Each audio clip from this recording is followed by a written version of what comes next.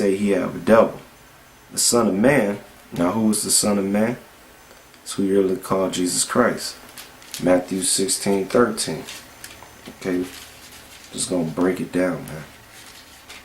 So you niggas have nothing to say, man. Matthew 16:13. When Yahushua, or who you really call Jesus, came into the coasts of Caesarea Philippi, he asked his disciples, saying, whom do men say that I, the Son of Man, am? Okay. Alright. So back to Luke 7:34. We know that the Son of Man is talking about who you really call Jesus Christ. It says the Son of Man is come eating and drinking. Drinking what? Wine. Right? And ye say, talking about the people that was against him, they said, behold, a gluttonous man and a wine bibber. Okay, he drunk wine. They called him a wino. When you look that word up, it says wino, or one that drinks excessively. A friend of publicans and sinners. Okay. Alright. And the word Son of Man, alright, means son of the ground. Alright, because Adam, alright, was from the earth. He was the Son of Man. Alright. Alright. Also known as the Son of God too. Okay. Means of the ground. Alright. You say in the Hebrew, Bun Ya Adama. Okay. Son of the ground. Okay. When he says Son of Man. Revelations 1:1, it says the revelation or the revealing of the truth of Yahushua Mashiach, which the Most High gave unto him to show unto his servants things which must shortly come to pass. Alright, so this Bible is only for the servants of the Lord. That's the prophets. We the only ones that can break this down, man. Not no pro-light, no light. And he's proven to be a simp, man. Don't you ever pick up the Bible, and that's a warning to you niggas, man. Don't you ever pick up the Bible and be trying to break it down like you know what you're talking about. And you don't even know even the most simplest things like we going through now. Alright, this ain't your book. Stick to that madness, man. Alright? Fuck wrong with you niggas, man. Alright? This is only for the servants of the Lord. Okay? And you not one of them, pro-light. Alright, no light. Okay? And he sent and signified by his angel unto his servant John, who bear record of the word of God and the testimony of Yahushua Mashiach, and of all things that he saw. Blessed is he that readeth, and they that hear the words of this prophecy, and keep those things which are written therein, for the time is at hand. That's right. Revelations 1, I'll start at verse 12. It says, and I turned to see the voice that spake with me, and behold, and being turned, I saw 7 golden candlesticks. Alright, Revelations 1:20. The mystery of the 7 stars, which thou sawest in the right hand, and the 7 golden candlesticks. The 7 stars are the angels or messengers of the 7 churches, alright, which was in Asia. And the 7 candlesticks which thou sawest are the 7 churches, okay, 7 congregations, alright, where the Israelites, Christians, real Christians, alright, those who follow Yahushua, was at in these Asia Minor provinces. Okay, that's the 7 candlesticks and the 7 stars. Okay, Revelations 1:13. And in the midst of the 7 candlesticks, alright, amongst the churches, one like unto the Son of Man. Who is known as the Son of Man? Yahushua. Okay, clothed with a garment down to the foot, and girded about with the paps with a golden girdle. Going back to what we read in Daniel 10, verse 5 and 6. His head and his hairs were white like wool. Okay, meaning the hair on his head and the hair on his beard was white, okay, and woolly in texture, as white as snow. Okay, alright. And his eyes were as a flame of fire, which we broke that down because he drank wine. And his feet like unto fine brass, as if it burned in the furnace. Linking back up with Daniel chapter 10, verse 6, where it said, and his arms and his feet like in color to burnished or polished brass, which when you look it up in the Hebrew is qualau, which means burnish. Going back to what we read right here, linking up with this, Revelations 1:15, and his feet like unto fine brass, as if they burn in a furnace, and his voice as the sound of many waters. And he had in his right hand 7 stars, which are the 7 messengers for the churches. And out of his mouth went forth a sharp 2-edged sword. The word is known as a sharper than a 2-edged sword. So that's a parabolic. It ain't talking about an actual blade. For any of you niggas that's gonna get simple. And his countenance was as the sun shining in its strength. Alright, linking back up what we read back in Daniel's 10 and 5 and 6. So his appearance was like as lightning. Okay. Alright. Okay, and it says, and when I saw him, I fell at his feet as dead. And that's what you people gonna do when he returned, man. All you proud ass people, man. Alright? That ain't looking for the Lord. When the Lord come, you gonna fall down as dead people, man. Okay? From the overwhelming might and glory and majesty and power that he's coming in, man. You gonna see in that day, man. For all you niggas, man. And he laid his right hand upon me and said unto me, fear not, I am the first and the last. I am he that liveth and was dead, and behold, I am alive forevermore. Amen. And have the keys of hell and death. Okay. So that's Yahushua, which was from the tribe of Judah. Alright. A so-called Negro. Alright. Okay. This is Hebrews 13 and 8. It says Yahushua Mashiach, the same yesterday and today and forever. So he gonna be the same, okay, forever. Alright. So why don't y'all talk about him? He's a so-called black man. Okay, a man of great wisdom, knowledge, and understanding. He did great things. Alright, but you're not gonna talk about him, because if you do talk about him, alright, then you have to acknowledge that you are of his people, man. You gotta acknowledge the Bible.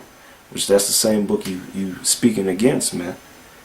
And now you persuading other men to speak against. Proving you a fucking clown. Okay? Let's go in about the tribe of Levi. You so-called Haitians and Creoles. Alright? Okay? Let's get Jeremiah. Because he was a Levite. Jeremiah chapter 8.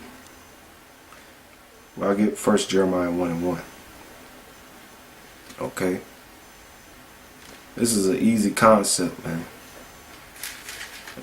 Jeremiah 1 and 1. It says, the words of Jeremiah, the son of Hilkiah, of the priests that were in Anathoth in the land of Benjamin. Alright, so he was a priest. The priests were Levites. Okay? Alright. Jeremiah 8:21. It says, for the hurt of the daughter of my people, I am hurt. Okay? I am black. That word black right there in the Hebrew, the Strong's Hebrew 6937, Quadar, alright, which means what? Blackish color as of sunburnt skin. Okay? I'm going to read that again. Jeremiah 8:21. For the hurt of the daughter of my people am I hurt. I am black. Astonishment have taken hold on me. Okay? So Jeremiah was a dark-skinned man. Okay? Alright, a blackish color as of sunburnt skin. Okay? And only Negroes get darker in the sun. Okay? So he was from the tribe of Levi. Alright? Let's get Moses. He was also of the tribe of Levi. Okay.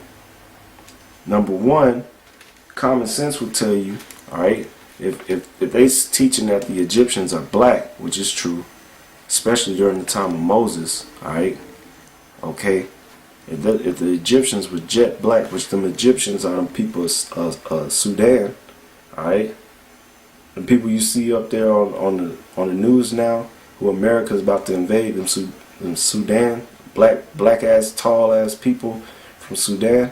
Moses was he passed as one of them.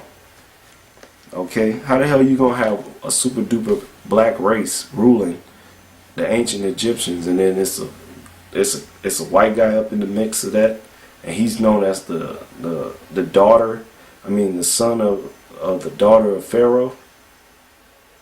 Come on, son, you niggas is on some stupidity, man. Okay, you niggas don't even that's common sense, man. All right, Exodus chapter 4. Verse 6, and the Lord said furthermore unto him, alright, put now thy hand into thy bosom. And he put his hand into his bosom. And when he took it out, behold, his hand was leprous as snow. Alright, meaning he put his hand in his bosom, he pulled it out, it looked like a white man's hand. And he put it back in, and it looked like his other hand, which is his normal complexion. Alright? And that nigga Polight talking about why you niggas focusing on the hand getting put in there and he taking it out. Because this is important. Because that using common sense, which they make all these movies about Moses and the Israelites, why would they always depict Moses as a Caucasian when they never show this miracle or sign that is in the scriptures that he never performed in none of the Ten Commandment movies? And the recent one is probably the closest to the scriptures as it can get, for the most part. But it still go off. They don't show that Moses doing that. Why is that? Because they don't want the people to start thinking, oh, if the Egyptians were black and Moses was black, then the people that was in Egypt with him was people of dark skin complexion that were the Israelites. Niggas is retarded, man. Okay. Verse 7, and he said, put thine hand into thy bosom again. And he put his hand into his bosom again, and plucked it out of his bosom, and behold, it was turned again as his other flesh. Okay. And it shall come to pass, if they will not believe thee, neither hearken to the voice of the first sign, that they will believe the voice of the latter sign. So the Lord just gave Moses that ability to do that so that Israel will believe him, man. Alright?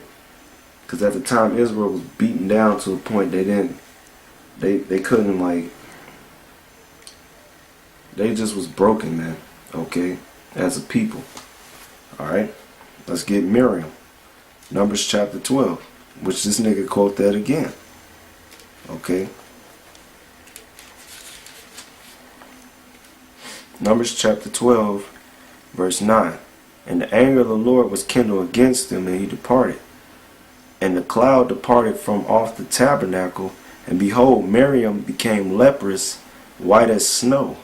And Aaron looked upon Miriam, and behold, she was leprous. She became like a white woman, man. Okay? And it scared the hell out of him because, okay, if Moses, which Miriam and Aaron was brothers and sisters to Moses, right? If you know the story, alright? And Moses was able to hide or blend in amongst them Egyptians, alright, as the adopted son of the daughter of Pharaoh, alright? Come on now, that means that Miriam and Aaron were black too, or people of dark complexion, okay? And because Miriam was popping shit against Moses, alright, the Lord turned her into a white woman, man, okay? She was leprous. And Aaron said unto Moses, alas, my Lord, I beseech thee, lay not this sin upon me, wherein we have done foolishly, wherein we have sinned. Let her not be as one dead, of whom the flesh is half consumed, when he cometh out of his mother's womb. Alright? Okay? That's right. So Miriam was transformed because she was popping shit. The Lord turned her into a white woman for a period of time just to check her, man. Because she was popping shit against Moses, the man of the Lord. Alright? Okay? That's plain, man. Okay? Niggas is stupid, man. Real talk. Alright? Let's go to Acts Acts 13 and 1.